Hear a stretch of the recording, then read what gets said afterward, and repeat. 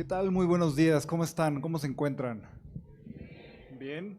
Estamos ya ahorita en la semana sexta. Ya me imagino que ya están sintiendo todo el rigor del sistema modular, el calor. Y estamos en nuestra charla número 13. Esta charla que nos la va a proporcionar el doctor Jesús. Bienvenido, doctor Jesús. Gracias.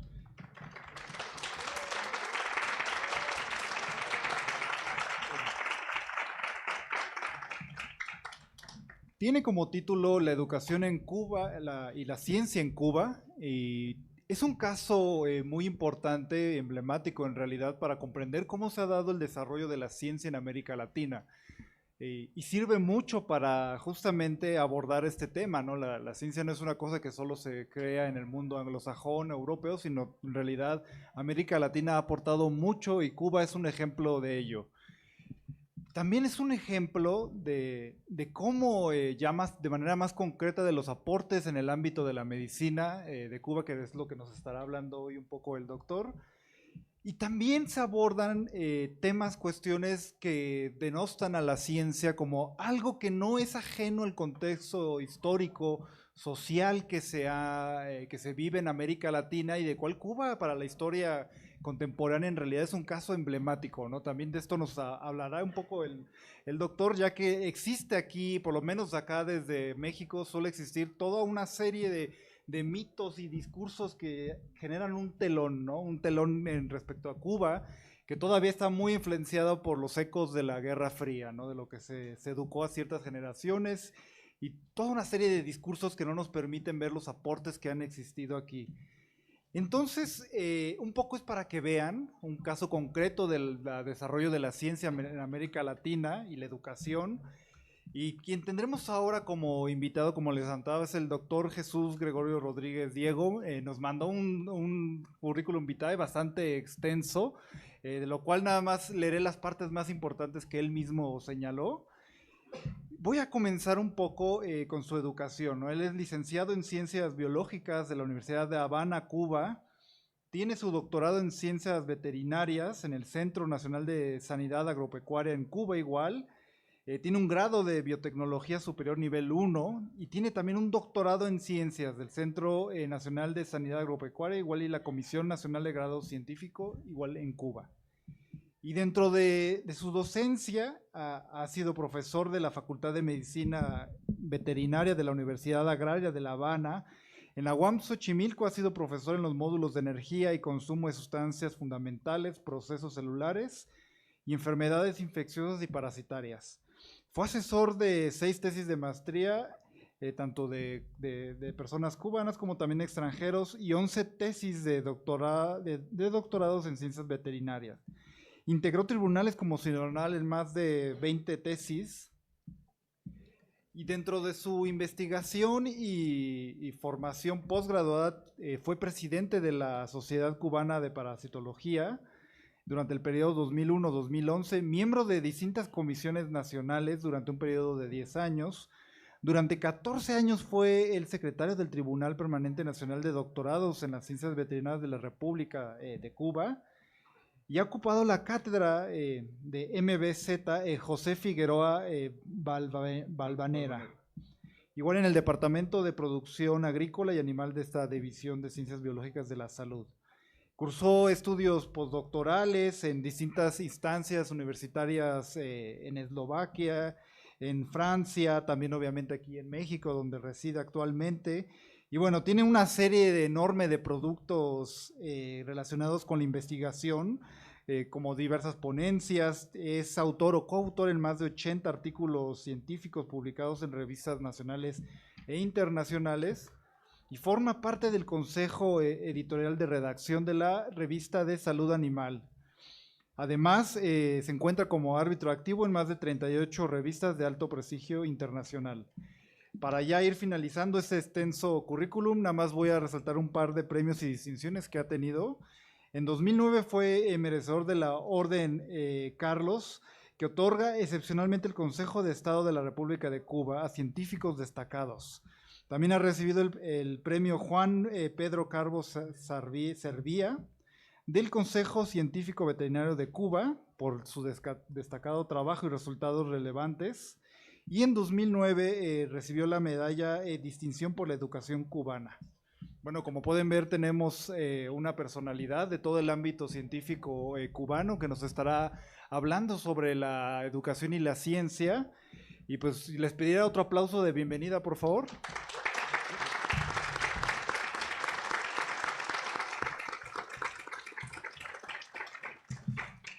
Recuerden, estos son conversatorios, vamos a requerir su participación, que haya cuestiones de muchas dudas, cualquier inquietud que tengan relacionadas a su área de estudios, a su carrera o a lo que escuchen aquí, aprovechen que tenemos una personalidad de Cuba en esos momentos acá. Y para no seguir ocupando la palabra, pues cedo la palabra al doctor y pues bienvenido, doctor. Muchas gracias. ¿Aquí aprieto aquí, no? Ya está prendido. Bueno, buenos días, estimados profesores y alumnos. Tengo el honor de poderles platicar algo sobre mi país, el desarrollo de la educación y de la ciencia, que está muy vinculado, por supuesto, a esta. Están mis dos grupos actuales de TIT y mis queridos alumnos del trimestre anterior que vinieron a visitarme. Así que gracias. Gracias a todos. Bien, yo me veo en la obligación de comenzar hablando un poco de la geografía del país y les explico por qué. A ver, Luis,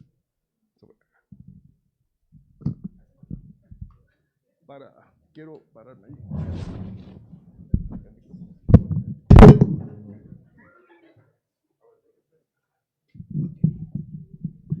¿Estás para hablar? Les voy a explicar por qué. Para mi sorpresa, estaba yo en un postdoctorado en Francia y estábamos en la institución que otorgaba el dinero de la beca y ubicaba el alojamiento a los postdoctorantes. Y había una muchacha rubia, libanesa, preciosa, abogada, pero se me destruyó delante cuando me pregunta que qué distancia había de París a La Habana en coche. Y entonces yo dije, quería que la tierra me tragara. Digo, esta no fue a la clase de geografía de la prepa. Estuvo enfermo ese día, no conoce el Caribe. Bueno, este es mi país. Es un país, la mayor isla de las Antillas.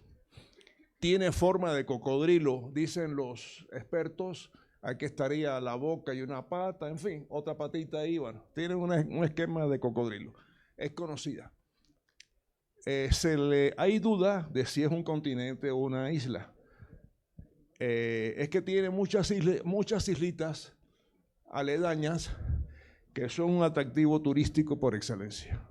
Es un país muy bello desde el punto de vista de geografía natural. Una naturaleza caribeña, playas preciosas, sobre todo toda la costa norte es una arena muy fina y el mar transparente, maravilloso.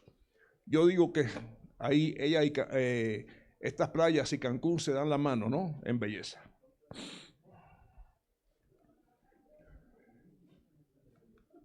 Ajá.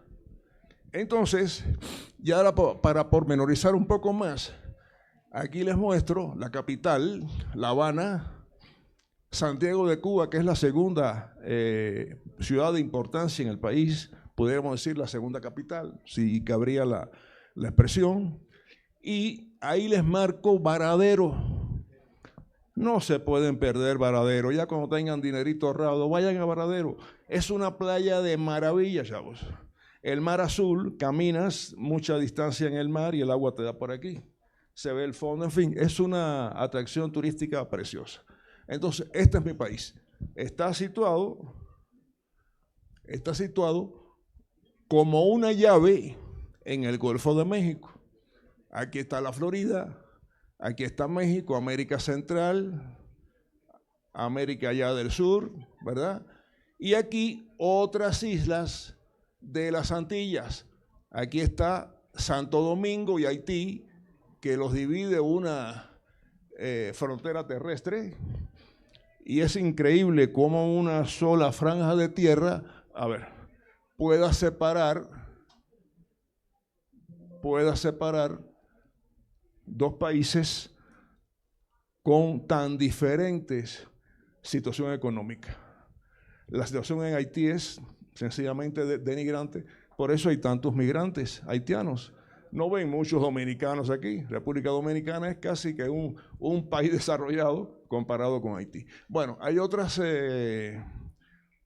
países, está Jamaica y otras. Por aquí está la isla Guadalupe y Martinica, que son colonias francesas. Esta es la situación de Cuba, es en el Caribe. Por tanto, de París a La Habana no se puede ir en coche. Y como le expliqué a la lindísima güera que se me desbarató delante, así digo, porque yo no soporto la incultura en las personas. O sea, no quiero que sepan de todo, pero son cosas elementales que hay que saber. ¿De acuerdo? Entonces, bien, para entrar ya en historia, los primeros pobladores de Cuba eran de las tribus siboneyes y taínos. Eran habitantes de islas aledañas, sobre todo de Santo Domingo, que buscando ampliar territorio llegaron al país. Era una población físicamente pequeña, débil, eran gente débil, se dedicaban a la caza y a la pesca. O sea, no eran guerreros, no eran como los aztecas, no sabían guerrear, solamente utilizaban arco y flecha para cazar y lanzas y pesca, ¿no? Y algo para pescar. De ahí se vivían en un ambiente muy tranquilo, no había prácticamente guerra entre ellos y todo se fue a la borda cuando llegó la colonización española. Se sabe de aquella etapa por las memorias de un sacerdote católico, Fray Bartolomé de las Casas, que escribió sobre aquella época y son las memorias que tenemos. Él decía que los taínos y siboneyes veían a los españoles como monstruos, no conocían los caballos.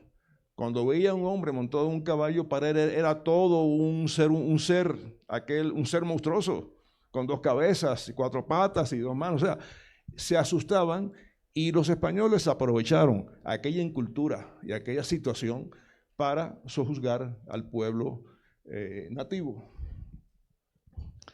Esto rompió con la tranquilidad de los pueblos.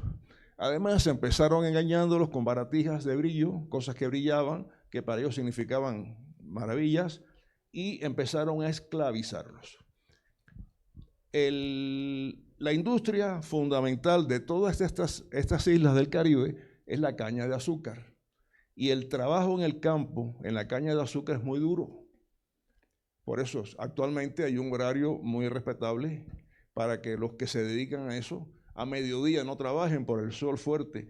El sol fuerte en un cañaveral es tremendamente grande.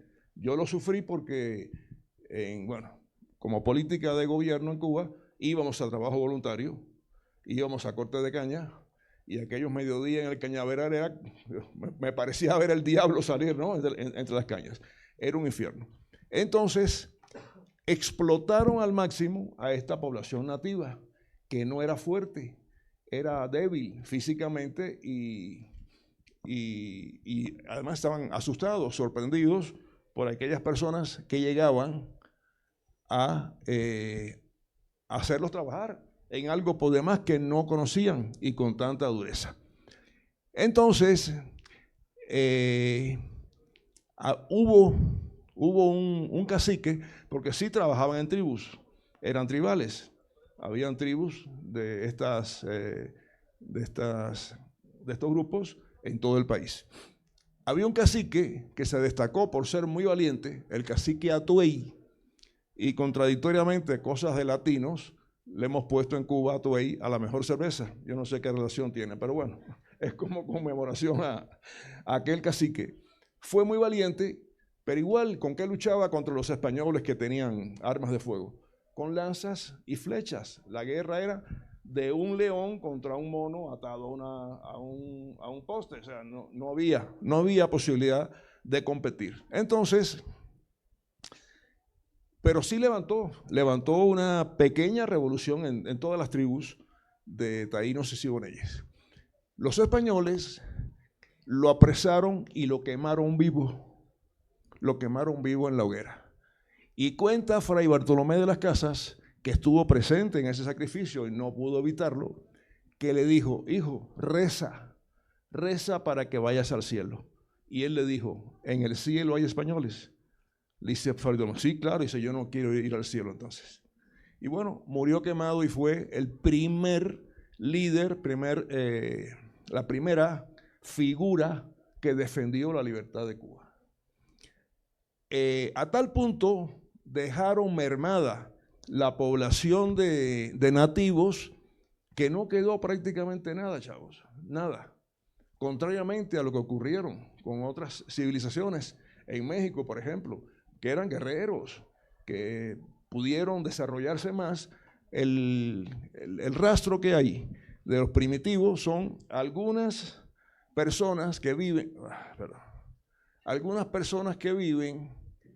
en la zona oriental del país, ¿verdad?, que tienen rasgos todavía que recuerdan a aquellos chaparritos con rasgos, pelo muy lacio, y solo queda pocos descendientes en la parte oriental del país. Ok. Ante la mortandad tan grande de nativos, había que seguir cultivando la caña. Los españoles no podían dejar pues, que la industria cubana de la caña, del azúcar, se fuera al traste, y comenzaron a importar negros esclavos de África. Inteligentemente, la raza negra es mucho más fuerte, resistente, han vivido en un clima muy fuerte, han hecho trabajo muy fuerte, han tenido que enfrentarse a fieras, han tenido que cazar de verdad, no conejitos y liebres como los taínos, sino animales mayores, y en general es una raza más fuerte. Por eso hay muchos atletas negros cubanos que son destacadísimos. Y se ha creado la opinión general de los que no conocen mucho, que la población cubana es negra. Cuando yo llegué me dijeron aquí en México, algunos profesores, pero usted no es cubano, usted no es negro. Digo, ¿quién le dijo a usted que hay que ser negro para ser cubano? Ahora les voy a explicar un poco más esto. Bueno, a los hombres fuertes los destinaban a las labores de la caña de azúcar y vivían en barracones. Tienen que haber visto alguna película o novela que hay sobre el esclavismo en América del Sur, en Cuba era igual. Vivían en barracones y las mujeres que tenían cierta presencia eran tomadas como sirvientas en la casa. Quiero destacar una cosa. Las negras africanas, hay negras muy hermosas. ¿Vieron el Miss Universo, la de Nigeria? Preciosa, ¿no? Negra, preciosa. Bueno,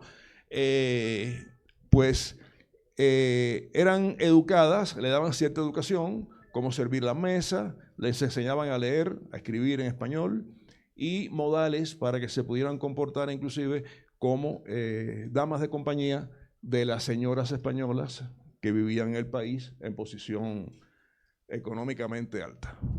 Entonces, se fue haciendo una mezcla grande entre blancos y negros. Muchos españoles tomaban a las negras como esposas, algunos reconocían los hijos, otros no, pero bueno, hubo una descendencia mestiza que dice un escritor muy simpático cubano que fue el mejor invento que hicieron los españoles, la mulata, porque es una mujer bonita. Yo tuve la oportunidad de estar en Angola un año dando clases y me percaté, me asombró. Bueno, el hombre no trabaja, la mujer es la que trabaja, pero trabaja cargando bultos y paquetes grandes en su cabeza. Es el mismo ejercicio que le hacen a las modelos para que caminen adecuadamente, ¿no? Entonces la mayoría de las africanas tienen una figura altiva, derecha, tienen buenos cuerpos y bueno, los españoles no son tontos y ante la española gordita que era su esposa, que comía mucho chorizo, a una negra bonita, pues ahí se fueron también por las negras, ¿no? Es un chiste, ¿no? No todas las españolas son gorditas. Ok, entonces eran tratados como animales, fueron tratados como animales, pero resistían porque era una raza muy fuerte. Entonces, ya en esa época habían familias ricas que tenían descendencia que habían nacido en Cuba y tenían sentido de pertenencia del país. O sea, hijos de españoles ricos, pero habían nacido en Cuba y ya sentían por Cuba y veían incorrecta la esclavitud de negros en Cuba y la incultura en que estaba la población del país. Entonces, tuvo una expresión muy relacionada con el surgimiento de la primera capital que tuvo Cuba, que fue San Cristóbal de La Habana, que es lo que es La Habana ahora, y la importancia de su puerto, ¿no? De su puerto, donde podían llegar barcos a descargar. La Habana era un punto estratégico, ahí se instauró el gobierno porque permitía, además de el clima, que es bastante agradable, Santiago de Cuba es muy caliente, el mar. El mar les permitía pues el intercambio de... Entonces, no fue hasta finales del siglo XVIII y principios del XIX que comienzan a registrarse una serie de acontecimientos que propician el fomento de la cultura. Algunos cubanos hijos de españoles, pero de posesión mediana, burgueses, preocupados también por el país, crearon la Sociedad Económica de Amigos del País en 1793 y del Real Consulado de Agricultura, Industria y Comercio. Este grupo de personas comenzaron a fomentar la educación y algunas investigaciones muy primitivas en el campo de la agricultura. Aquí destaca un médico llamado Tomás Romay y el del sacerdote José Agustín Caballero, que fueron pioneros en esta actividad. Inclusive donaban dinero de su patrimonio para que esa sociedad pudiera funcionar, se pudiera educar, hubiese cierto tipo de estudio y se comenzó la educación en el país para la gente que podía, por supuesto. Este es el logotipo. Okay. A ver. Entonces, se constituyeron algunas sociedades científicas en La Habana, bajo el título de Real Academia de Ciencias Médicas, Físicas y Naturales, en 1861. Y fue el fruto de un grupo de hombres, como les explicaba, dedicados a la ciencia, que mostraban interés por trabajar juntos, discutían problemas científicos, discutían cómo mejorar un poco la economía del país, tanto en la industria azucarera como en otras esferas, y destacó un joven médico, Nicolás José Gutiérrez, quien encabezó estas acciones, aunque hubo que esperar 35 años para la aprobación. El gobierno español era muy reacio a que el pueblo de Cuba se desarrollara. Mientras más estudiaran y aprendieran, más revolucionarios podían ser, porque entendían mejor el sistema esclavista que estaban sufriendo con los esclavos y la situación del país.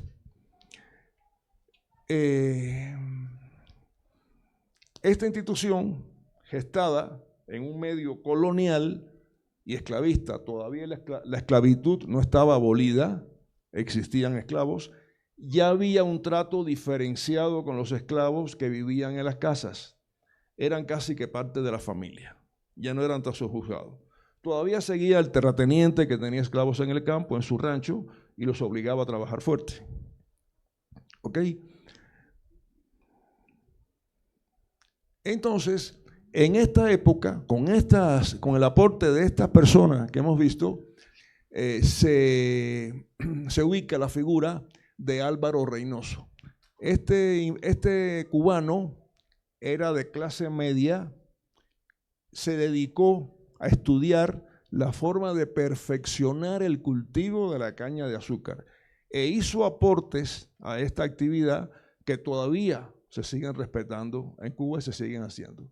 El cultivo de una forma determinada, el cultivo rodeado por un cerco de plantas que puedan evitar la incorporación de patógenos desde afuera, porque chocan con esas plantas y no llegan en su totalidad al cultivo. En fin, toda una serie de tecnologías, vamos a decir, primitivas, pero que sirvieron y que todavía en algunos lugares se llevan a cabo. Entonces, en este marco, comienza una gran epidemia de fiebre amarilla. Este es el vector, Aedes aegypti. Lo conocerán ahora porque es vector del dengue y otros microorganismos patógenos. Era una epidemia tan fuerte como el COVID, chicos. Se moría la gente y nadie sabía por qué. Todavía el COVID, había ya diagnósticos, se veía que era un virus, se pudo hacer una vacuna en relativamente corto tiempo y que luego de eso quiero hablar, sobre todo los que van a biológicas. Y bueno, hasta que el doctor Carlos J. Finlay descubre el papel vector de este insecto. Esto fue un logro y además una oportunidad, porque sabíamos quién era el vector. Controlando el vector, se disminuyó notablemente la incidencia de la enfermedad en Cuba y se empezó entonces a tomar medidas fuertes contra charcas. En esta época en que les hablo, no en Cuba, en muchos países, se asociaban las enfermedades porque no conocían el agente etiológico ni el agente vector a problemas naturales. De hecho, hay una enfermedad en veterinaria que le llaman problema de los vientos. Es que cuando había mucho viento, esa enfermedad se exacerbaba. Problema de las charcas. Y es que había mosquitos que transmitían el vector, no era el hecho de que hubiera una charca. Pero bueno, lo asociaban con situaciones naturales que encontraban y a la cual no tenían explicación.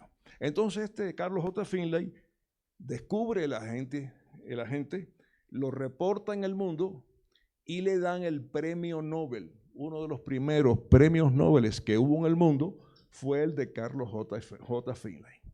A tal punto aportó que el Consejo de Estado de la República de Cuba creó una orden que se llama así, que se le otorga a investigadores de alguna forma destacados que han hecho aporte al diagnóstico y control de problemas importantes.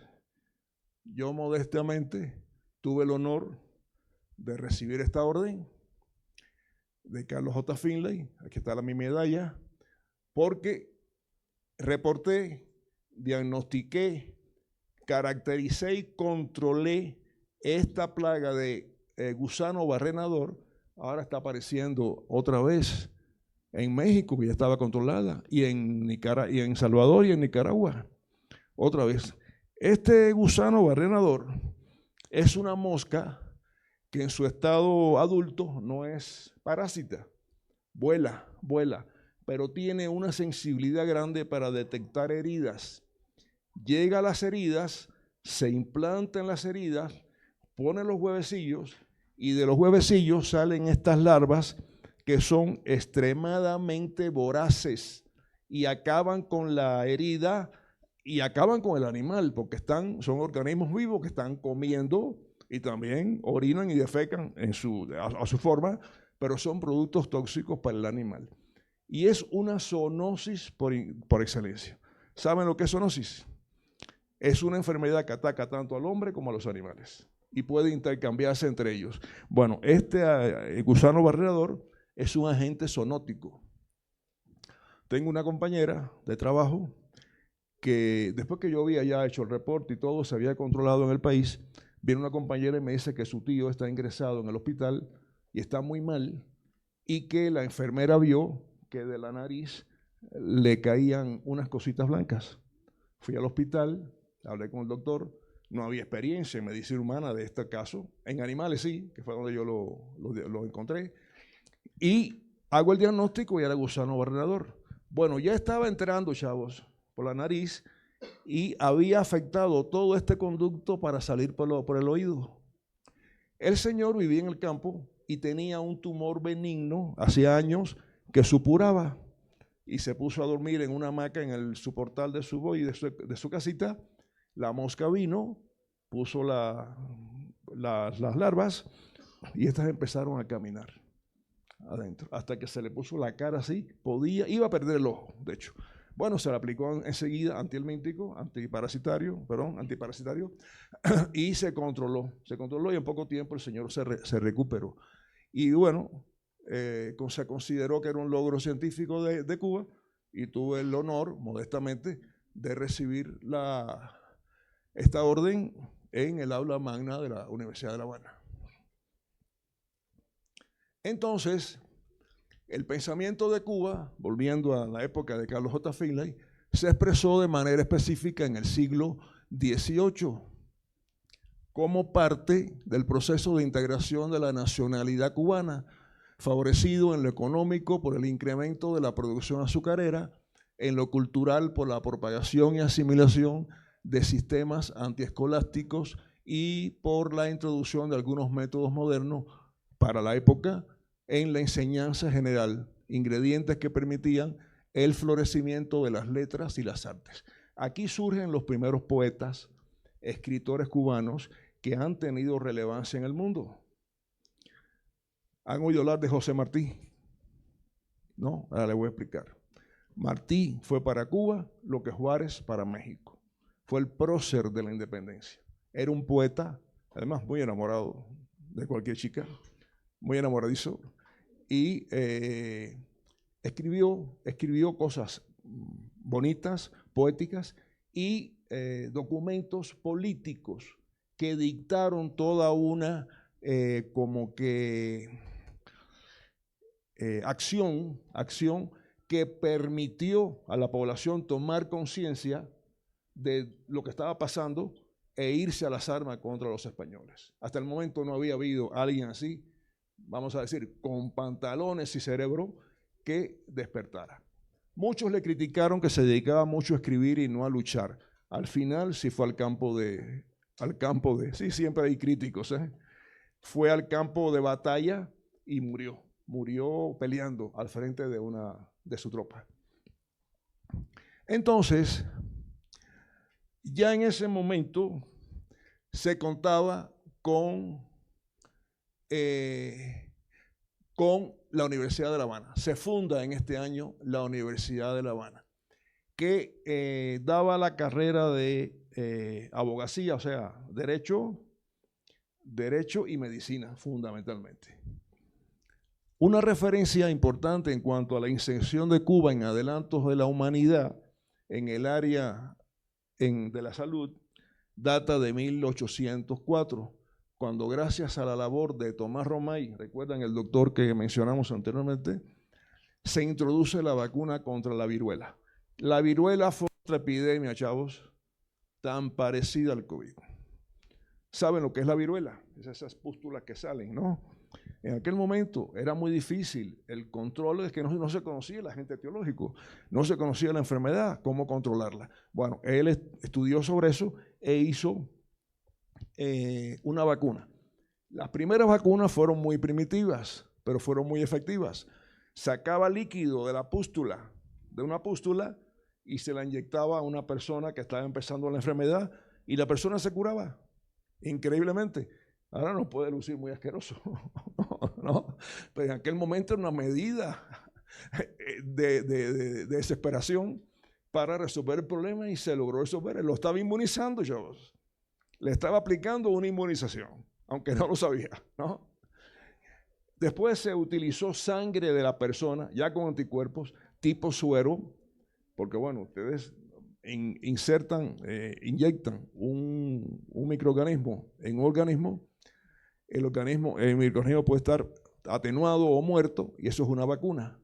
Pero si toman sangre de una persona que rebasó la enfermedad y que tiene anticuerpos, usted le está suministrando anticuerpos ya a esa persona, y eso es un suero, no es una vacuna.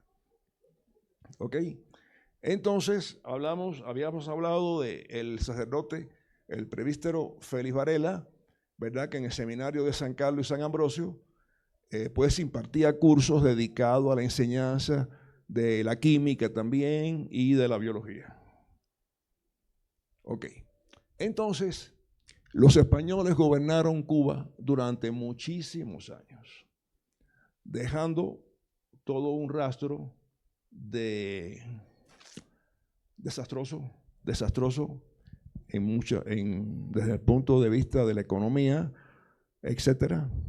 Aunque dejaron la mulata, toda la economía del país pues se vio dañada y ya se sentía la bota extranjera sobre sus cabezas, y la rebelión de cubanos, de los mambises, así se llamaban, luchaban a caballo, en caballo, con machetes, chavos, y algunas armas que le robaban a los españoles, pero los españoles con fusiles, y así todos lograron vencer. Hubo figuras eminentes en la guerra contra los españoles. Y José Martí, que les decía, es el prócer de la Revolución Cubana, luchó más con las ideas y la pluma, aunque ya finalmente sí combatió y tiene pensamientos maravillosos. Si no luchas, ten al menos la decencia de respetar a quienes lo hacen. Los derechos se toman, no se piden, se arrancan, no se mendigan. Y dejó muchas enseñanzas. Dejó también unas poesías hermosas. Cuando puedan, busquen la poesía La Niña de Guatemala.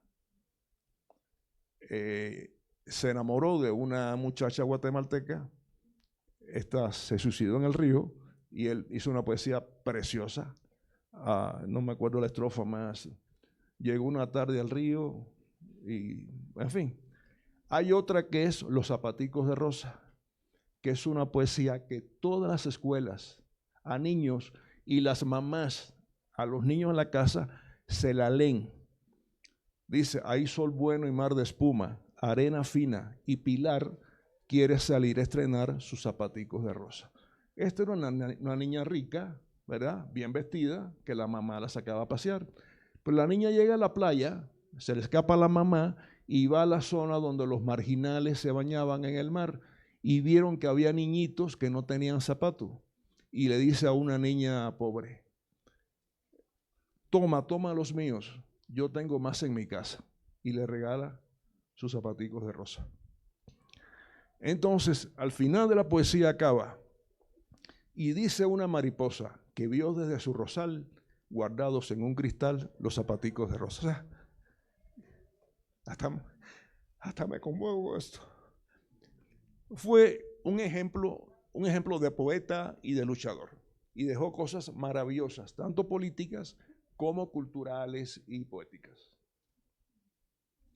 Bien, entonces los españoles ya se habían ido, pero el gobierno americano, y quiero destacar que el gobierno, porque el pueblo americano ha sido solidario con Cuba. De hecho, aunque hay bloqueo en Cuba, hay muchos estados que han apoyado al país. O sea que creo que con el pueblo norteamericano hay total identificación de solidaridad. Pero el gobierno norteamericano aprovechó la brecha. Un país hermoso, con mujeres hermosas, con playas, pues Cuba se convirtió en el burdel del Caribe. Establecieron casinos, burdeles, que daban millones a estos que tenían negocio en Cuba. O sea, y eso permitió en parte a que la ciudad, la población floreciera. Al haber recursos, al haber dinero, al haber ofertas, al haber empleos, el país floreció. Y Cuba se convirtió en lo que catalogaron la perla del Caribe. Era una ciudad esplendorosa en tiendas, en restaurantes, en casinos. Frank Sinatra, el gran cantante norteamericano, venía en su yate. ¿Vieron lo cerca que está la Florida de Cuba en el mapa? Venía en su yate, lo establecía, lo estacionaba, atravesaba la avenida del Malecón, iba al Hotel Nacional, al casino.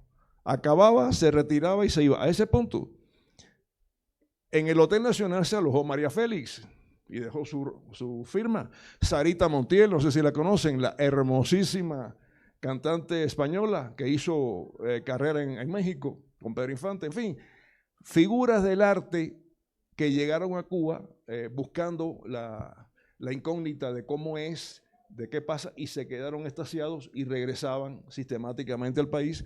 Y eso era inversión extranjera que aumentó, ¿verdad?, el capital de muchos y el desarrollo del país. Entonces aquí ven ustedes una de las avenidas principales. Esta es la calle 23 o la rampa, los coches antiguos de la época, una ciudad limpia, con edificios altos, modernos y, bueno, donde se vivía muy bien los que tenían dinero. Los que no tenían dinero seguían siendo los lacayos o los sirvientes de los que sí lo tenían. Yo personalmente sufrí una situación muy especial. Mi padre era agente del gobierno del presidente Batista, que fue el último presidente que hubo. Por suerte trabajaba en la contrainteligencia y no tuvo que ver con la matanza de revolucionarios. Se le hizo un escáner para darle la jubilación y no tuvo ningún problema porque controlaba los aeropuertos, la entrada de drogas y ganaba muy bien, y eso me permitió a mí tener una infancia amplia, cómoda. Estudié en las escuelas maristas, que no sé, aquí en México hay, pero no sé qué tan caras sean. En Cuba eran carísimas. Un autobús que me llevaba a la casa a comer, luego me recogía, me llevaba para tarde al colegio otra vez, en fin. Pero no todos tenían esa oportunidad. Yo vivía en una colonia que colindaba con una zona muy pobre, porque eso se da mucho en los países de América Latina. Colonias maravillosas, muy buenas, que colindan. ¿Han visto las favelas de Brasil? Y al lado hay unas colonias con unos edificios enormes, preciosos. Bueno, cuando yo llegaba por la tarde de la escuela, los niños pobres de esa colonia pasaban por mi cuadra y me invitaban a jugar con ellos. Mamá me decía, quítate el uniforme de la escuela y ve a jugar con ellos porque tú no eres diferente a ellos. Y eso me sirvió para tener conciencia de que todos éramos iguales. Pero no todos los papás hacían eso. Los papás que tenían posibilidad económica, no todos hacían eso. Pero bueno, fue una época de florecimiento indiscutible del país. Pero nos tocó este último presidente que fue un tirano sanguinario. Este señor era analfabeto prácticamente, era cabo del ejército y se alzó en armas con un grupo contra el último gobierno capitalista que hubo y lo venció e instauró su gobierno. El gobierno de Batista fue funesto. Con decirles que, bueno, vivía en la mayor opulencia. Aquí ven a la esposa. La esposa tenía un problema hormonal de crecimiento. Ahí ven la señora lo alta que era. Y indiscutiblemente una mujer educada, elegante, nada más. Exhibía las joyas que tenía en todos lados. Bueno, era un gobierno donde los que podían vivían en la opulencia. Pero fue muy sanguinario porque los revolucionarios cubanos se alzaron en armas en las montañas del país. Habían dos montañas altas en el país, la Sierra Maestra, que era la mayor, y la Sierra de la Escambray, que estaba en el centro del país. Y ahí hacían sus estrategias militares para primero acabar con toda la policía y el ejército del oriente hasta el occidente. Esa era la estrategia. Y él se va de Cuba huyendo en diciembre del 58, el 31 de diciembre. Estaban esperando el año en Palacio Presidencial, ya tenía su grupito que se iba a ir con él, tomaron sus helicópteros y se fueron del país a la isla Madeira, una isla muy linda española. Y bueno, así se libró el país de este tirano. Pero nos dejó un rastro de sangre, porque entre el 24 de diciembre y el 26 mataron revolucionarios en las calles que ustedes no tienen idea. Usted abría la puerta y se encontraba un hombre muerto en la puerta de su casa. O sea, le llamaron las Pascuas Sangrientas, porque el Señor acabó con el país. Al final se liberó. Entonces,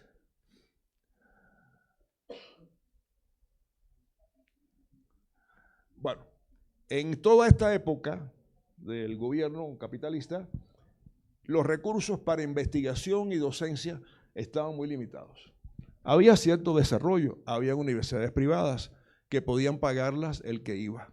Y las escuelas públicas eran totalmente miserables, chavos. En mal estado, con goteras, en fin, ahí iba, claro, los hijos de la gente pobre. Y la educación no era nada bueno. El maestro que medianamente servía lo metían ahí o asumían ese cargo de profesor porque les hacía falta el dinero. Entonces, considerando la época, fueron notables las medidas organizativas esbozadas y que llegaron a expresarse para las cuestiones sanitarias. Las investigaciones médicas en la República mediatizada no siempre contaban con recursos. Muchas veces eran recursos de personas que tenían dinero que por una actitud altruista aportaban al desarrollo de una investigación. El Estado como tal no daba un presupuesto serio ni bueno para eso. Dentro de esos hombres de ciencia que en aquel momento se destacó está Pedro Curie. Pedro Curie fue un médico fundador de la parasitología médica y hizo grandes avances, ¿verdad? El parasitismo era un problema muy grande. Imagínense en el campo, los niñitos que tenían las panzas llenas de parásitos, no tenían cura, no se curaban, no se sabía que tenía, y él hizo todo un equipo que investigó sobre eso, hizo avances y reportes en cuanto a la parasitología en el país. Y en su nombre se ha fundado un instituto muy bueno, el IPK, Instituto Pedro Curie, que lleva su nombre. Es un instituto, un laboratorio, un centro de excelencia. Bueno, la Revolución Cubana triunfa y el 31 de diciembre, que se va a Batista, comienzan las tropas a llegar a La Habana. Y el día 1 llega Fidel Castro, junto con el Che Guevara, si lo han escuchado, y otros revolucionarios que lideraban la revolución. Yo quiero hacer una puntualización en la figura de Fidel Castro, porque ha sido muy discutida en el mundo. Sin ser perfecto, fue un tipo muy inteligente, muy inteligente. Sus discursos no los leía, los hablaba. Las cifras económicas que manejaban la tenía en su mente y fue un tipo valiente. Creo que debo destacar que nos liberó de una dictadura terrible, nos enseñó a respetarnos con el gobierno americano. A Cuba el gobierno americano mandó una tropa de invasión en el año 60-61 y él personalmente lideró aquella tropa.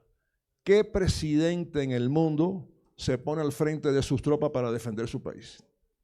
No he visto a ninguno todavía. Fidel lo hizo y creo que eso es meritorio. Tuvo la perspectiva de desarrollar la educación y la tecnología, la biotecnología para desarrollo del país. Falló en la economía. La economía no la guió muy bien, pensando que si coqueteamos con empresas extranjeras, podíamos perder en algún momento la paternidad de algunos productos, de que íbamos a permitir otra vez que se inmiscuyeran potencias extranjeras en Cuba, en fin. Tenía su filosofía, su política. Copió exactamente la filosofía de Marx, Engels y Lenin, que fueron establecidas, y qué buena era en aquella época, en una época donde no había competencia.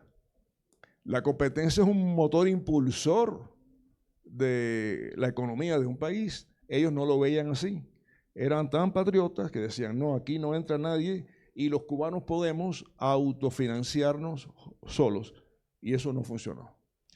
Todo esto, por supuesto, fue en el marco de un bloqueo del gobierno americano de todo tipo que nos hizo desde el 1 de enero de 1959.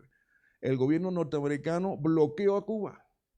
No se permitía que nadie dejara entrar mercancías o salieran barcos, en fin, fue terrible.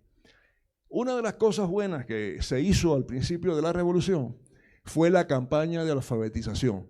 Casi comenzando y se hizo un llamado a los jóvenes que fuéramos al campo a alfabetizar campesinos analfabetos. Yo tenía 11 años, chavos. Para que me dejaran ir en mi casa, aquello fue terrible. Mi padre había sido agente del gobierno y mi tío, el mayor, había sido un revolucionario de primera fila. Entonces yo estaba en una cuerda floja. Mi papá no quería que fuera al campo, mi tío que sí. Entonces yo tuve que decidirme por mí. Fue mi primera decisión valiente y con seguridad. Y me fui al campo a vivir con campesinos en situaciones de campo de aquella época. Dormía donde estaban las pajas, que es incomodísimo además, me daba alergia en la espalda. Donde estaban las vacas, yo dormía porque no había dónde dormir. Y enseñaba a escribir y a leer. Tuve una anécdota un poco simpática porque me tocó una señora grande que quería aprender a leer y a escribir. 76 años, quería leer. Digo, bueno, logré que pudiera leer. Por supuesto, le gustaba leer las vanidades y revistas de moda, ¿no? Que para ella era nuevo. En la escritura no me salió muy bien. La señora se llamaba Juana Cuba y nunca logré que pusiera la B correctamente. Ponía una L y la A la ponía como una O. Se podrán imaginar cómo escribí el apellido. Pero bueno, yo ya no podía hacer más. Se llama así, se llama así. Bien, entonces, luego seguimos el contacto con ella. Bien, entonces yo tengo mi sellito de alfabetización y todo, y fue un honor haber participado. Además, una experiencia increíble. Trabajé en condiciones duras, aprendí lo que era el trabajo duro, a valorarlo, a valorar a la gente pobre. Aunque yo jugaba con los negritos de la colonia de al lado, no era igual que estar en el campo con gente muy humilde y comer lo que ellos comían. Además cocinaban rico, hacían unos tamales riquísimos. Bien, entonces, además de la educación, la revolución, Fidel, la filosofía de Fidel, mejoró y hizo avances en la industria azucarera, rescatando cosas que se habían hecho correctamente y agregando nueva tecnología. Se instruyeron a técnicos agrícolas y veterinarios en países socialistas que eran amigos, la antigua Unión Soviética, Bulgaria, Polonia, Hungría, Yugoslavia, y se hizo un fomento grande de la distribución de los centrales azucareros. Los pusieron a funcionar muchos de ellos y otros se construyeron nuevos. Y la industria azucarera tuvo un auge tremendo a principios de la revolución. Todo esto, repito, en el marco de un bloqueo tremendo, ¿ok? En el marco de un bloqueo tremendo que hasta nuestros días, está presente. Fíjense ustedes qué cruel puede ser el bloqueo de un país, inclusive de productos médicos. En mi cuadra vivía una vecina que tenía un niñito pequeño que tenía un cáncer muy particular, que solamente un anticancerígeno le funcionaba y no se conseguía. Conseguimos una firma farmacéutica en un país capitalista que nos las podía vender y no lo dejaron entrar al país y el niñito murió. Entonces son cosas muy, muy duras. No obstante, contra todo esto y con la ayuda de muchos estados de Estados Unidos, de alcaldes de Estados Unidos, que sí tenían autonomía y dieron aportes, y lo que la Unión Soviética y estos países nos apoyaban, pudimos sobrevivir. Hasta que el grupo del área socialista rompió, que fue increíble, chavos.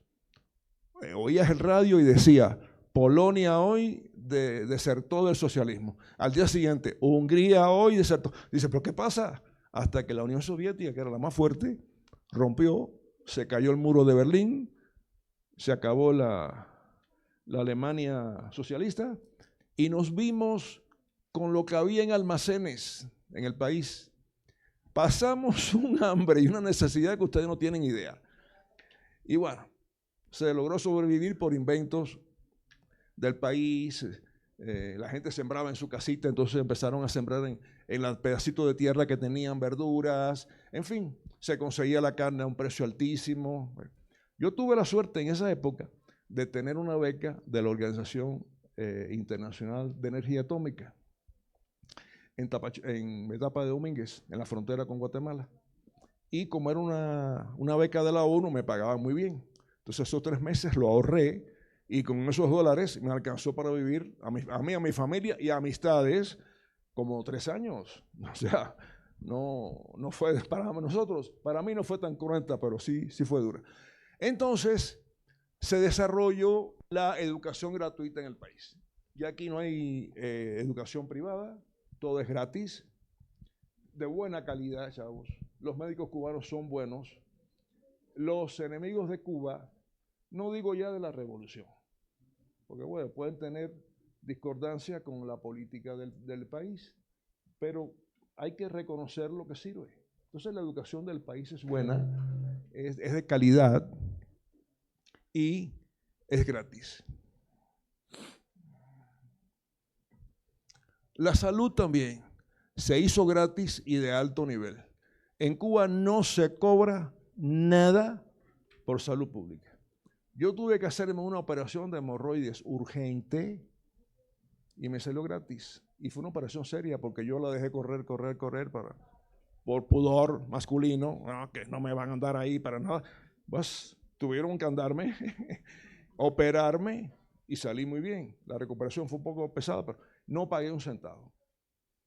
Entonces se estableció también la internacionalización de la medicina.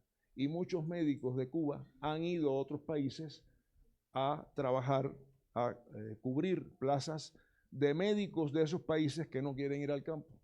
Yo tuve una prima que estuvo en Venezuela y como los médicos venezolanos no querían ir a ver a los nativos que estaban en tal lugar, tenían que ir cada mañana en una canoa, que había un remero que la llevaba y hasta la aldea donde estaban las personas a atender, y dice que los cocodrilos le pasaban por al lado de la chalupa, así. Imagínense esos ríos de América del Sur que están minados de pirañas y de caimanes y cocodrilos. Ok, entonces la ciencia tuvo un desarrollo de primer mundo. Y junto con la ciencia, estratégicamente, la producción de productos biológicos. ¿A qué le decimos esto? A vacunas y medios diagnósticos, que son actualmente el primer rublo de importación de divisa al país, más que el turismo. Pensaríamos que es una isla tropical, con mares y playas preciosas, arena. El turismo es la primera entrada de divisa. No, es la biotecnología, la producción de vacunas y medios diagnósticos para detectar enfermedades que se venden a otros países en divisa. Y eso sustenta al país grandemente en la moneda dura, en euros y en dólares. Tuve la oportunidad de conocer a estas dos personalidades que quiero mencionar siempre. Él fue mi primer director, el doctor Wilfredo Torres Vivar, un excelente tipo. A mí me recordaba a Jaime Krasov, el que tiene este nombre, este anfiteatro. Una persona sencilla, inteligente, accesible, y fue mi primer director. Luego me dirigió la doctora Rosalena Simeón, una mujer con un carácter, chavos, que solo su esposo la soportaba, pero brillante, una viróloga brillante. Ella controló el primer brote de fiebre porcina africana que entró en Cuba por guerra biológica. Nos tiraron cápsulas del virus en el campo y los cerdos que comían, que osan en la tierra, se comieron esas cápsulas y se enfermaron. Entonces la epidemia que hubo de fiebre porcina africana, los cerdos se empezaban a poner rojos con erupciones y morían. Y el control de esa enfermedad, ¿saben cuál es? Matar toda la masa animal. ¿Qué no significaba eso para la economía del país? Además, inseguro de qué era. Bueno, ella descubrió investigó y vio que era el virus. Hubo que aislar los animales que estaban sanos y enterrar a los que estaban enfermos. Pero ese proceso me tocó también trabajar en eso y estoy contento porque aprendí mucho y se lo cuento a mis alumnos en el trimestre 10º de veterinaria y se quedan así, porque no lo están leyendo en el libro, se lo estoy contando yo que lo viví.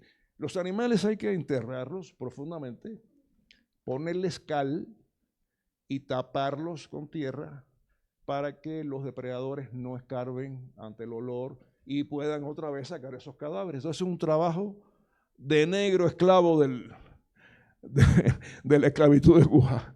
Es un trabajo muy fuerte, pero necesario. Siempre hubo la persona que escondía el cerdito que tenía para Navidad.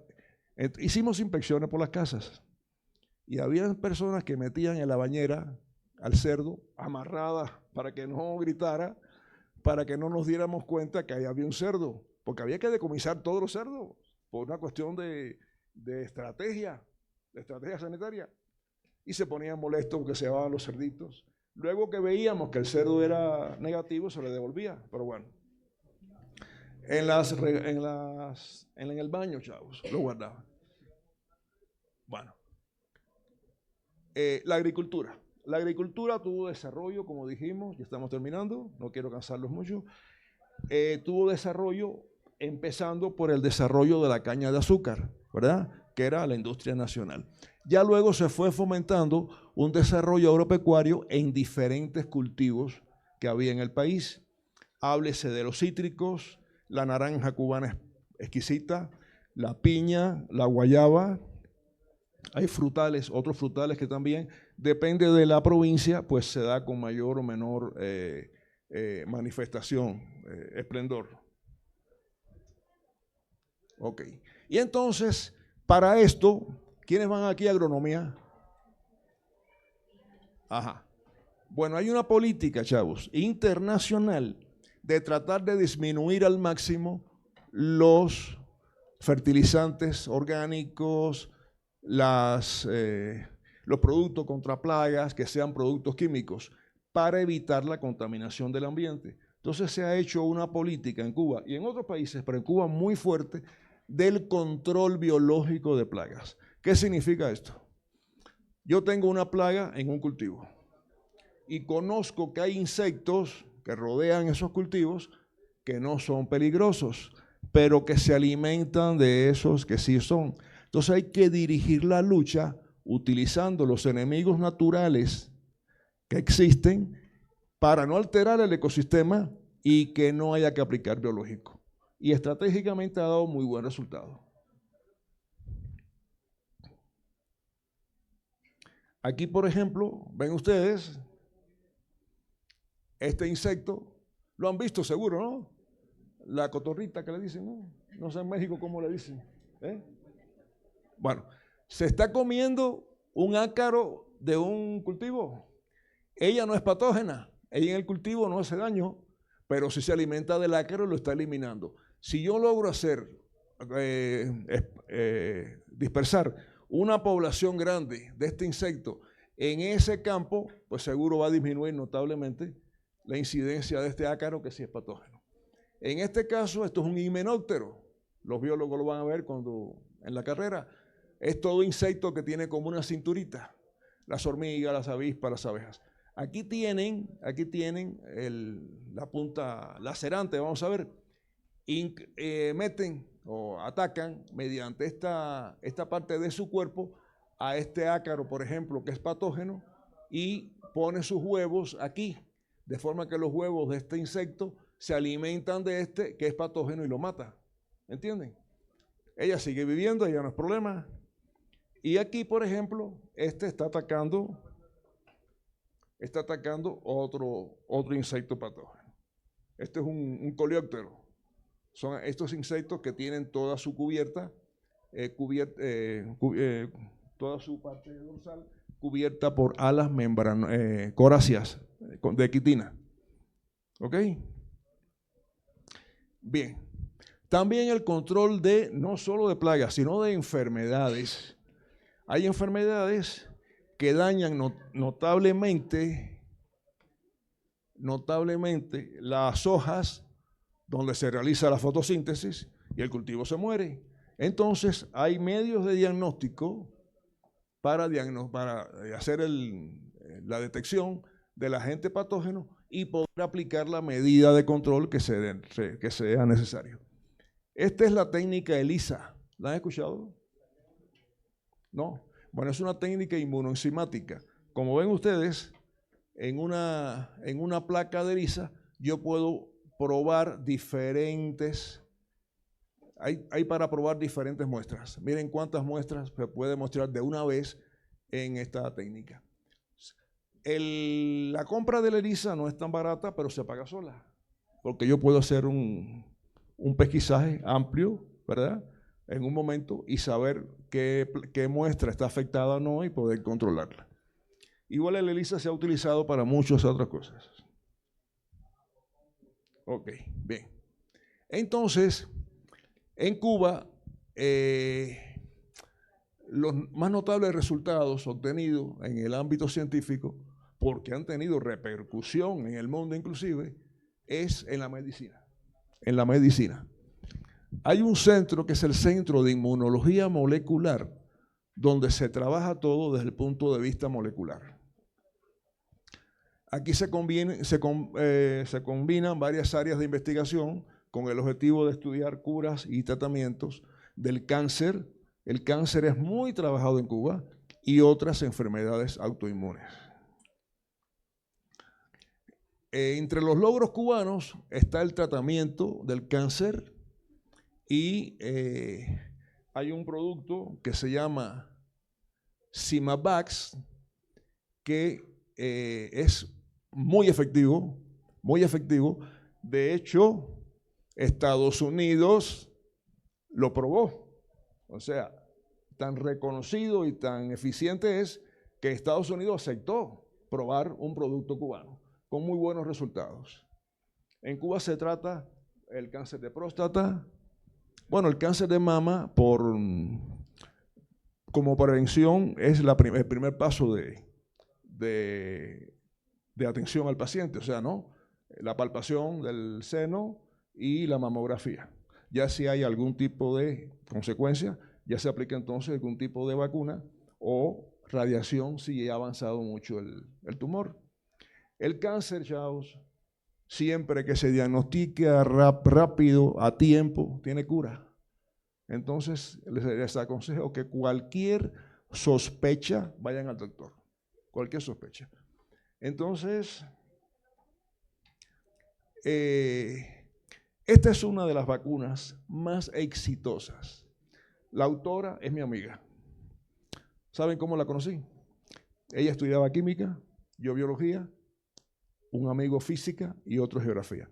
Estamos en una fiesta de la universidad y llegó Conchita, que la profesora era Conchita, ahora es la doctora Concepción Campas. Conchita llegó con unas piernas preciosas, que siempre tuvo. Y nos dijimos los tres, a ver quién la liga. Y ahí nos fuimos y se fue por el físico, que era el menos alegre, el menos bailador, en fin, se casó con el físico. Y logró, en su desarrollo profesional, hacer esta vacuna única en el mundo contra la enfermedad meningocócica, que en niños era letal, pero letal, no tenía cura. Es un meningococo, o sea, una bacteria redondita, meningococo, y se evaluó la vacuna y se logró primero controlar la enfermedad en Cuba y luego que fuera aprobada por el gobierno de Washington y fue el primer biológico que incorporó una cantidad de divisa al país terrible, tremenda, porque se vendía. O sea, casi que soy el esposo de la autora. No tenía la cara guapa, pero un cuerpo precioso. Bien, el interferón es lo van a ver en los biólogos, los que están en proceso, es posible que ya hayan visto algo. El interferón es una sustancia que produce el cuerpo, normalmente. Es un mediador químico del cuerpo en la respuesta inmune. Pero trabajado estratégicamente en laboratorio, sirve para controlar los virus. Es un antiviral por excelencia. Siempre este comercial lo hago y a mí la firma comercial no me paga. Pero hay un antiviral que se llama XL3BR. Ese tiene un antiviral, chavos. Al menor síntoma de gripe, tómense 2 pastillas, porque además que tiene antipirético, le quita la fiebre, analgésico, le quita el dolor, tiene un antiviral que todavía el virus no ha hecho resistencia e impide que el virus No que el virus entre en la célula que ataca, sino que se desarrolle, que utilice el aparato mitótico de la célula y lo mata. Entonces por este comercial a mí me pagan una lanita. Y se lo digo siempre a mis alumnos. Bien, también se ha trabajado en el control del SIDA. El SIDA el VIH es un virus y ha dado un muy buen resultado.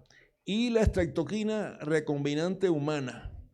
Esta es un producto muy bueno como profilaxis contra el infarto miocárdico agudo. Los problemas del corazón son muy frecuentes en muchos países y en Cuba no es una excepción, y restablece el flujo sanguíneo, en fin, trae toda una serie de consecuencias y evita la necrosis miocárdica, o sea, que el corazón se haga como chicharroncito, ¿no? Que se necrose. También está el policosanol, que el objetivo es reducir el alta de cardiopatías isquémicas, también es contra el corazón. Está el Hiperbrot B, que es una solución inyectable para la curación de úlceras. Ha sido registrado ya y se usa contra las lesiones ulcerativas complejas y de difícil cicatrización. En los diabéticos, la cicatrización es un problema porque las plaquetas no logran cumplir su función. Un diabético se hace una herida y para que se le cierre es tremendamente complejo. Entonces este producto ayuda mucho a eso. Ok. También hay medios diagnósticos, igual que hay este tipo de productos. Medios diagnósticos, la mayoría basados en técnicas de ADN, de diagnóstico de ADN, esa biotecnología de avanzada. Y voy a hablar de la vacuna del COVID someramente. Van a ver ustedes en proceso, si el profesor se sensibiliza y les da esa parte, yo siempre la doy, aunque no está en el programa. Hacer una vacuna, chavos, es un rollo. Mínimo 4 años de evaluación, 4 años. Tengo que ver dosis, tengo que ver vía de aplicación, tengo que ver efectos secundarios, lo pruebo en animales, lo pruebo en humanos que den su autorización. En fin, y las vacunas de COVID en el mundo y en Cuba se hicieron en un año. En un año salieron. Eso me imagino que haya sido un trabajo de equipo constante. Tú vas a trabajar de 8 a 12, yo sigo de 8 a 4 con él y luego así para que el producto saliera en un año y poder solventar el problema. Por suerte sabíamos que era un virus, teníamos el enemigo identificado, no me oye, y se logró. En Cuba también se lograron 2 vacunas excelentes, no porque yo sea de origen cubano, yo soy mexicano ya, hace años, pero soy de origen cubano. Y estos productos son excelentes, y en gran cantidad de la población que se probó no hubo efectos secundarios. Que a veces dicen, no, que me dio mareo. Hay mucho de sugestión de la persona que se vacuna.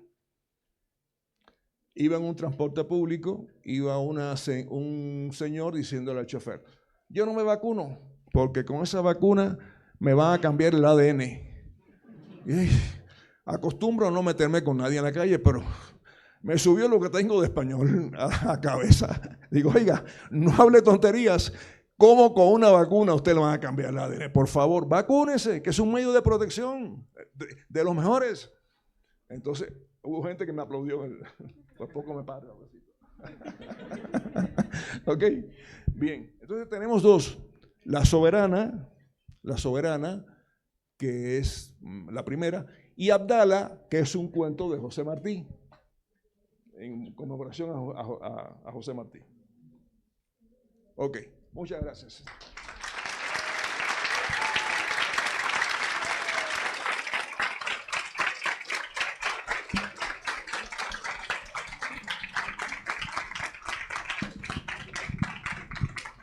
¿No se aburrieron?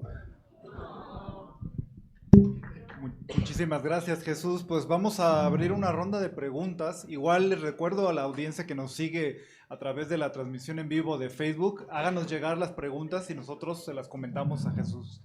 Pues vamos a comenzar. Quien quiera participar, por favor, levante la mano y le haremos llegar un micrófono. Acá de este lado, ¿levantaron la mano ya? ¿No? ¿Por acá? Hola, doctor, buenos días. Yo tengo una pregunta. Como ya nos comentó, creo que la educación, así como en México, es muy complicada. Considero, o al menos desde cómo usted lo platica, tuvo muchas oportunidades. Pero comentó lo de la caña de azúcar, que los hacían ir. ¿Nos podría platicar un poquito más sobre esa experiencia? Sí, mira, como política del Estado, para sensibilizar a los alumnos de prepa y universidad, se hacían periodos de trabajo productivo. Entonces a veces íbamos un fin de semana a determinado lugar a ayudar a aquellos campesinos de esa zona a determinado trabajo agrícola. En la zafra del 70, que fue una zafra de caña de azúcar importantísima para la economía del país, se hizo una campaña y nos fuimos 6 meses al campo. Íbamos mezclados, o sea, yo estaba en una barraca de varones de biología y enfrente había una barraca de muchachas de matemáticas. Nosotros cortábamos la caña, ellas la recogían y la llevaban a la carreta. Ese era el trabajo. Pero es un trabajo muy fuerte, porque es cortar con machete. Primero, deshiervar un poco la planta para poderla cortar. Luego cortarla. Luego el sol, aunque te pusiera sombrero, y a mediodía que ya era un infierno. Aunque fuera la niña más linda la que estuviera recogiendo la caña que tú cortabas, era un martirio. Era un martirio. Entonces, pero era formativo. Aprendimos lo que es el trabajo duro, a valorar el trabajo del campo. Y así se fue repitiendo. De hecho, hubo escuelas que tenían periodos que le llamaban escuela al campo, donde en el periodo de la secundaria o la prepa determinado iban 2 meses, por ejemplo, a trabajar en la agricultura en la mañana y para que el sol no los afectara, en la tarde recibían la docencia. Fue una política de la revolución de manera de sensibilizar a los jóvenes con el trabajo del campo y que no todo es gratis y que el esfuerzo que tienen que pasar esa gente que no valoramos, porque la mayoría, chavos, por desconocimiento, no valoramos el trabajo del campesino. Es el que nos da de comer. Imagínense ustedes si es importante o no. De ahí surge la comida, la leche, todo. Entonces, eso ayudó mucho a sensibilizar a los jóvenes. ¿Alguna pregunta adicional? Mire, les voy a hacer un comentario, porque a partir de esto, sí pasábamos trabajo, indiscutiblemente. Alguien me dijo insidiosamente, seguro que usted vino de Cuba huyéndole al comunismo. Digo, mira, no, yo fui militante del Partido Comunista, porque era un honor y había que ser destacado en el trabajo para hacerlo, no cualquiera era, o sea, yo lo llegué a hacer.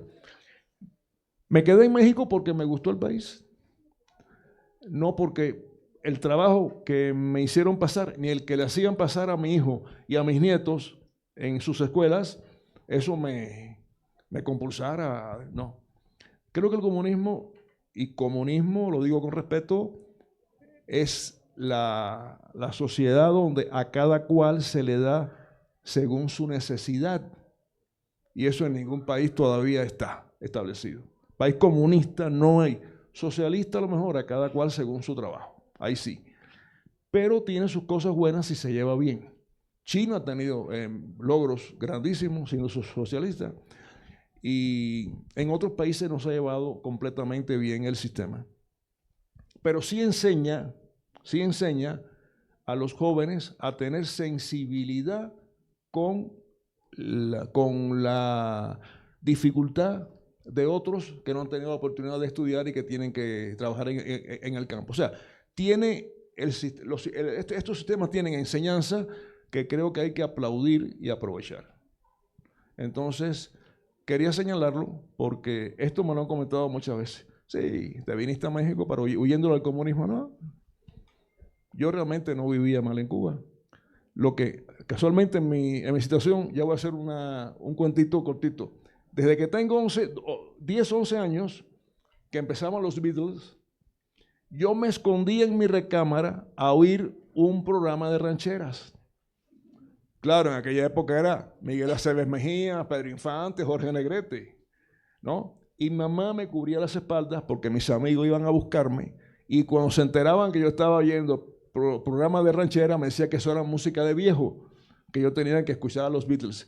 Y a mí la música mexicana siempre me sensibilizó tanto. Hay cada ranchera, chavos, a mí por lo menos me llegaba al corazón. Entonces me sensibilicé mucho con la música mexicana. Luego con la beca que tuve en mi etapa de Domínguez, conocí ya México, su gente, su comida, su cultura, y me enamoré de este país. Y dije, uno tiene que estar donde se sienta mejor. Yo en Cuba me sentía bien, pero en México me siento de maravillas. Además tengo muy buenas amistades, los tengo ustedes, que me llenan cada día la vida de felicidad, con mala crianzas y con alegrías, pero bueno. No, con alegría sobre todo. Y creo que la formación que recibimos en las escuelas, de acuerdo al sistema, fue positivo. Enseñarnos a valorar los esfuerzos en el campo, del campesino, que tanto pasa trabajo.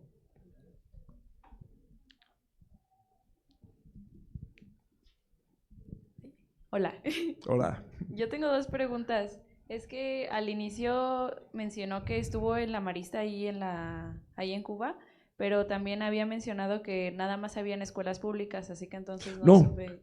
Habían escuelas privadas, Ok. selectivas y caras, los maristas estaban entre ellos. Ajá. Mi papá podía pagarlo, y escuelas públicas. Las públicas era, como les decía, de condiciones muy malas, algunas un poquito mejorcitas, pero llovía y se mojaba todo el techo con goteras. El uniforme era muy feo, no había comida a mediodía para los chavos, tenían que ir a la casa y luego regresar. Y la educación no era buena. O sea, una persona que salía egresado de una escuela pública no tenía una formación buena. Eso se veía luego en la universidad. La universidad sí era pública, pero ahí tú veías la diferencia del que hizo la prepa en una escuela privada al que la hizo en una que era pública. Ahí había mucha diferencia en formación. Y estábamos viendo que han habido muchos avances científicos en Cuba. Mi duda era en qué tanto qué tanto se involucra la ciencia en las escuelas públicas como para poder lograr estos avances. Sí, hay una estructura que se llama círculos de interés, donde se le dice a los chavos, a ver, tenemos oportunidad de ir a visitar una termoeléctrica o un zoológico o tal lugar. Entonces, los chavos deciden a qué lugar van. En ese lugar se les da información sobre la especialidad para motivarlos y se van rotando, de forma que con el alumno hay un plan prevocacional importante. Se le va guiando en lo que hay, porque muchos no saben qué es la biología o para qué se aplica, o la veterinaria, nada más para curar gatitos, ¿no? Entonces, se les hace un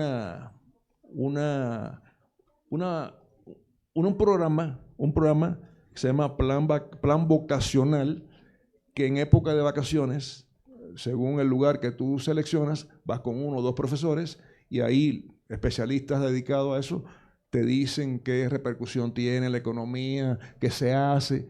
Y hay muchos chavos que han decidido su carrera final gracias a eso.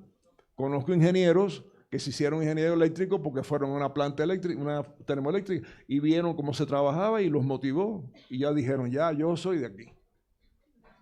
Sí, de nada. Profe. Sí. Ya aquí. Dime Luis. Bueno, yo tengo una duda y es que ya que usted ha vivido en Cuba, Ujú. usted, pues, yo creo que usted puede comparar cómo es la economía en Cuba, que a diferencia de México. ¿Está más avanzado Cuba en esto de la economía, que México, o están de la mano? Sí, mira, son dos sistemas diferentes. Este es un país capitalista y aquel es un país socialista donde no hay propiedad privada, todo lo gobierna el Estado. Pero el gobierno del Estado de Cuba lo hace marcado por un bloqueo de piezas de repuesto, de compuestos de determinado tipo, de medicina, de ropa, de zapatos. Con Fidel al frente, la situación era más o menos llevada. Pero ahorita el presidente que hay fue mi ministro de Educación Superior y lo conocí en juntas. No ha dado con la solución. Entonces, además del bloqueo, la mala administración actual ha llevado la economía de Cuba a una situación realmente desastrosa. Desastrosa. Y hay mucha gente que se ha ido del país, ahora sí, huyendo del comunismo que hay ahora. ¿Ok? Mis 2 nietos cruzaron la frontera y no me dijeron nada que iban a pasar por México para no preocuparme. Y mi hijo no, mi hijo fue con un medio hermano que tiene, que lo reclamó oficialmente por reunificación familiar y se pudo ir. Y le dieron el parole, que se llama, como una visa especial. Entonces, no es comparable. México es un país capitalista. Yo voy a decir una cosa que no quiero que se ofendan, porque no me gusta hablar de política, ni de religión, ni de sexo con nadie. Respeto lo de cada cual. Pero cuando llegó López Obrador al gobierno, yo personalmente, y me disculpan, digo, no lo voy a repetir más, no quiero molestar a nadie, el cambio fue tremendamente grande, a mi entender. Yo considero que fue lo mejor que le ha pasado a este país, con sus pros y sus contras, pero lo mejor. Y ahora con Claudia, que es una mujer tan fuerte y tan inteligente, yo creo que esto pues siga mejorando. A mí nunca me habían dado un dinero de bienestar, por favor. ¿Sabe cuánto me resuelve eso? Hay una vecina en mi edificio, ya para acabar, Luis, no te voy a demorar. Una vecina en mi edificio que un día pasó y le digo, ¿qué le pasa? Dice, aquí pensando en los desastres de este país. Digo, ¿pero qué le pasa? No, que todo está muy caro y qué sé yo. Digo, pero usted recibe el dinero de bienestar. ¿Para qué me alcanza eso? ¿Para comprar sabritas? Digo, oiga, Leonor, si usted se come 6,000 pesos en sabritas, se va a morir. Entonces se cayó así y ya no digo más nada. Entonces, bueno, hay que ver. Este es un país muy próspero, muy rico. Y fíjense, si hay dinero ahora para repartir entre los más necesitados, es porque había dinero. ¿Y dónde estaba ese dinero? ¿A dónde iba? Pues se lo robaban. Entonces quiero poner nada más ese ejemplo. O sea, no se puede comparar, es una política diferente. México es un país solidario que ha ayudado mucho a Cuba, pero en Cuba todo lo gobierna el Estado, todo. Y este presidente, por sus asesores, por lo que sean, con el respeto, yo le tengo aprecio. Te digo, participé en reuniones con él. Yo era su director en mi centro, iba mucho a juntas al ministerio. Él era ministro de Educación Superior antes de ser presidente. Pues no ha dado pie con bola. No ha dado, como le decimos en Cuba, no ha dado pie con bola. La economía está desastrosamente deteriorada. Así que aprovechen lo que tienen, chavos, ¿eh? Aprovechen este país, sean optimistas, estudien y reconozcan lo bueno. No se cieguen. No digo que el PAN tuvo cosas buenas. Tengo alumnos que son panistas y los quiero con el alma, pero sí robaban. Sí robaban. Y luego este presidente que se casó con la artista para lucir y ella exhibir todas sus prendas, que robo al país también, ¿no?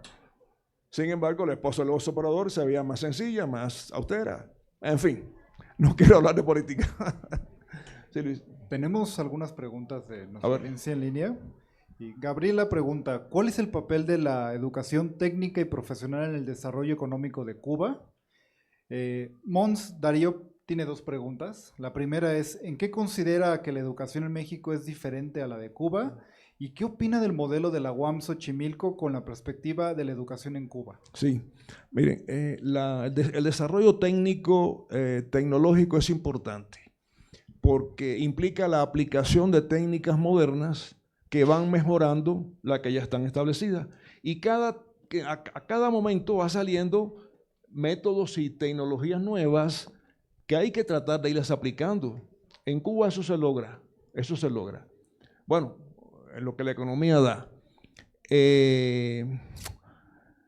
Lo otro, en México me parece que falta la vinculación más cercana de los estudiantes con la producción. El conocer cómo funcionan las industrias, conocer a esa gente que se parte la espalda produciendo para nosotros.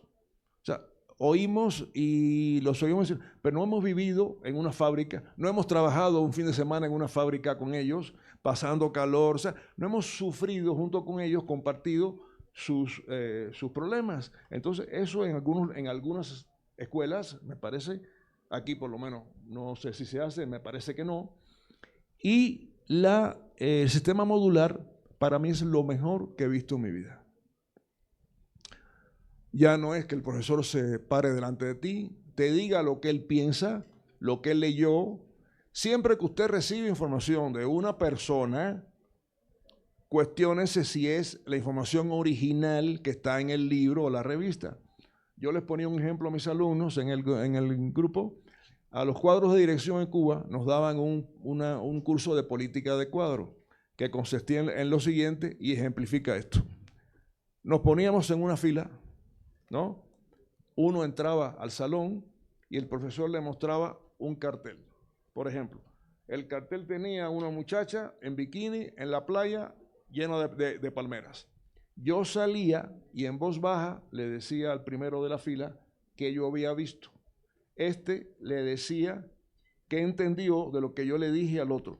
Cuando llegaba al número 10, no había palmeras, ni había muchacha en bikini, o sea, se va tergiversando. Ese es el principio del chisme, chavos, que se va corriendo como le da la gana a cada uno de expresarlo. Entonces, eso puede ser un problema cuando el docente dicta una clase. Puede ser brillante y decir una clase muy buena, puede ser mediocre y no dar todo lo que la materia lleva. Aquí en el sistema modular ustedes estudian lo que están en TIT ahora, todavía no han llegado a lo fuerte de la cosa, ¿no? Ya en troncos divisionales se van a dar cuenta, ya ustedes lo saben, ¿verdad? Ustedes estudian la materia y ustedes investigan y ustedes exponen en la clase lo que ustedes estudiaron y el profesor les modula la información. Yo a mis alumnos siempre les daba resúmenes de las clases. Me parecía que era mejor. Hubo quien me criticó. No estamos en la prepa, digo, yo quiero que ellos aprendan, pero que aprueben. No hago nada con bloquearle el desarrollo a un muchacho si lo puedo ayudar. Entonces, eso creo que es positivo de la universidad, aunque he escuchado que en algunas carreras hay profesores que no respetan el sistema modular. Y ya lo dije en una asamblea, en una reunión de profesores, en voz alta, porque yo hablo en voz alta. Yo soy caribeño, chavos. El caribeño es muy directo. Esto es así porque es así. Y hay que decirlo de frente. Y eso me ha dado muy buenos resultados. El sistema modular, llevado bien, es una maravilla.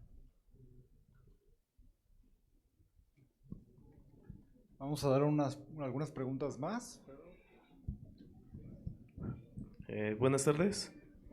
Tenía la pregunta sobre si actualmente hay huellas de la civilización de Cuba, de los nativos. Sí, no nos dieron tiempo. Los mataron a todos.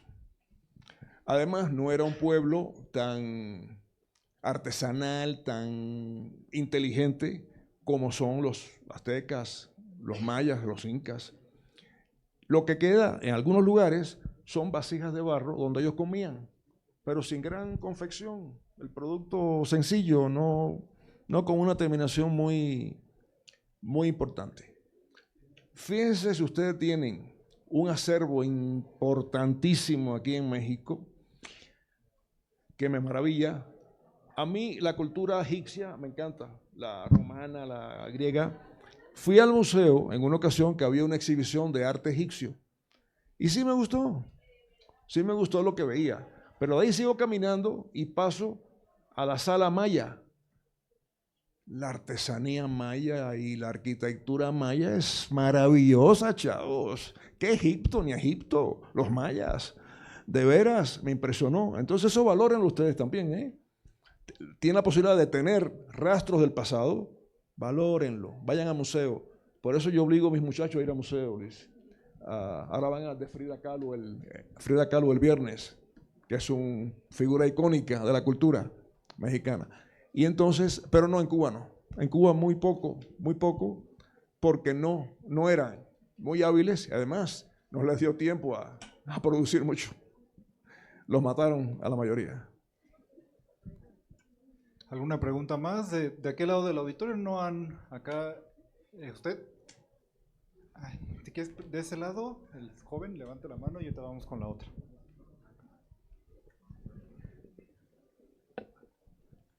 Hola, profe. Bueno, mi pregunta es, ¿sabe cuál es la relación que existe entre el sector de investigaciones cubanas y mexicanas en relación con el cáncer e enfermedades autoinmunes? Sí, hay algunos proyectos que se han hecho comunes en conjunto. Se está trabajando. México es un país muy querido por Cuba y Cuba es un país muy querido en México. Y en la ciencia y la tecnología se han hecho muchos convenios, sobre todo a partir de que López Obrador tomó el mando de esos proyectos. De hecho, hay productos que están valorándose que se patenten en México porque no existen en el país y se está haciendo desarrollo. Además, hay muchos médicos cubanos que han venido a Cuba, que han venido a México para suplir plazas en lugares muy ajenos a la civilización, ¿no? Donde no hay realmente médicos mexicanos que puedan asumir. Entonces hay una relación bastante buena. Y en cuanto al cáncer también, hay 2 productos contra el cáncer que se estuvo valorando hasta donde supe la posibilidad de patentarlo en México y que se pueda aplicar y vender en farmacia en este caso, ¿no? O si es por el IMSS, por el ISSSTE, que se dé gratuitos. El ISSSTE es una institución muy dadivosa, ¿eh? Yo me estoy atendiendo en el ISSSTE y me regalan medicinas, la consulta gratis. Y si es el hospital de Tláhuac, es maravilloso, de primer mundo, la atención buena. El urólogo es un poco pesado, pero ya lo frené el otro día. ¿Y usted tan grande por qué está trabajando? Digo, porque me da la gana y me gusta. Y lo miré así, ay, perdón. ¿Qué me estaba preguntando? ¿Qué le importa, no? Sí, ok.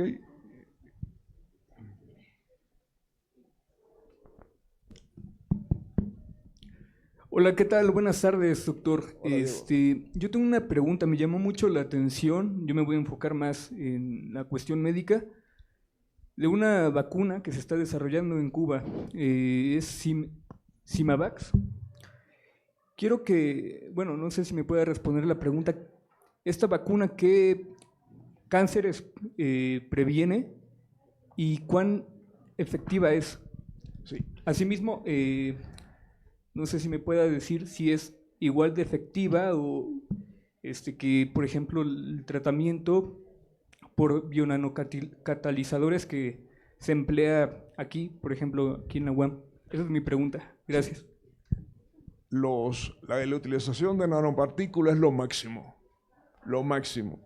Yo me quedé maravillado cuando se dio esa práctica aquí. No sabía que aquí se trabajaba eso y a ese nivel. Se lo dije a la profesora aquí en la conferencia. Mis respetos, ¿eh? Esa es la solución. Pero es un proceso como que lento, además se aplica cuando ya el fenómeno está presente, es para matar células cancerígenas. Usted incorpora el producto que usted quiere utilizar en esas nanopartículas, llega al tumor y el producto entra. Estas vacunas son para prevenir a personas que tienen por herencia, por genética, que son propensos a padecer cáncer, sobre todo de pulmón y de próstata. Sí, muchísimas gracias. Nada.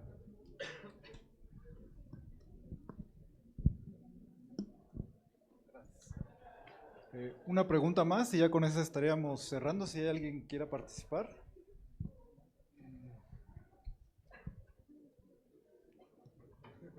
Me parece que no. Bueno, con esto daríamos cerrada esta charla. Muchísimas gracias a su participación, igual a las audiencias que nos están acompañando en línea. Les pediré un último aplauso para el doctor Jesús.